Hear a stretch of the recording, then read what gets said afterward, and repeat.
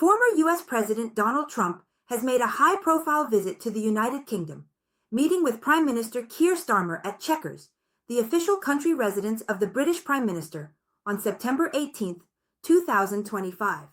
The visit comes amid mounting tensions across multiple global flashpoints, including the Russia-Ukraine war, Middle East diplomacy, and European defense strategies.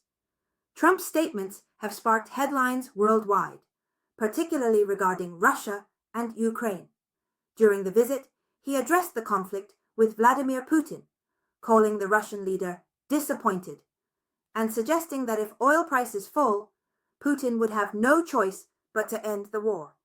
This comment indicates a belief that economic leverage could force geopolitical outcomes, echoing Trump's often market-focused approach to diplomacy.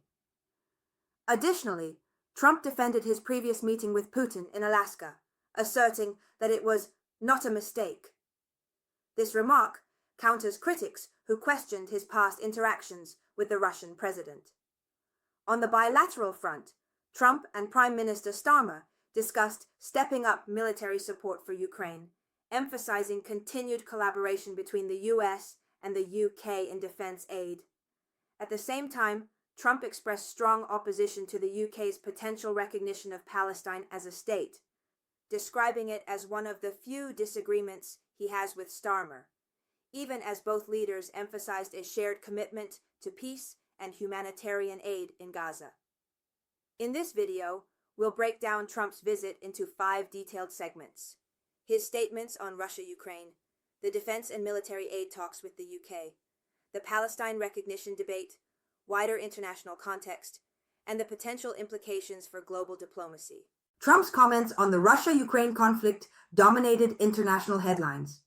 He said that Putin had disappointed him, reflecting a shift from his previous expectations that the war could be easy to solve. According to Trump, the conflict is now very complex, requiring nuanced strategies that go beyond conventional diplomatic measures. A striking point of Trump's remarks was his economic approach. He suggested that lower oil prices could force Russia to reconsider its war strategy, effectively using market pressure as leverage. This aligns with Trump's broader foreign policy philosophy, where economic tools, sanctions, and market forces are often seen as critical levers of geopolitical influence. Trump also defended his prior meeting with Putin in Alaska, asserting it was strategically sound rather than a mistake, which signals a continuation of his personalized diplomacy style. Analysts note that this approach, direct engagement with controversial world leaders, can be polarizing, especially amid ongoing conflicts where US allies demand firm stances.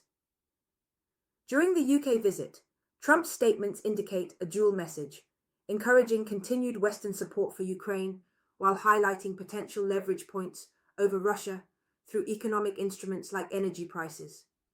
This blend of market and defense strategy reflects a hybrid vision of geopolitical influence, where military aid and economic levers work in tandem.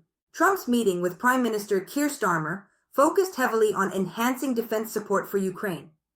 Both leaders emphasized the importance of coordinated military aid to sustain Ukraine's defense capabilities, including potential weapons deliveries, training programs, and intelligence sharing initiatives. Starmer reaffirmed the UK's commitment to stronger military aid, signaling that bilateral defense cooperation remains a cornerstone of the US-UK relationship. The two leaders discussed potential expansions in joint funding for security programs and ways to streamline logistics for military assistance, ensuring Ukraine receives timely support amid ongoing hostilities. From a broader strategic perspective, Trump's statements and discussions highlight the critical role of NATO allies in sustaining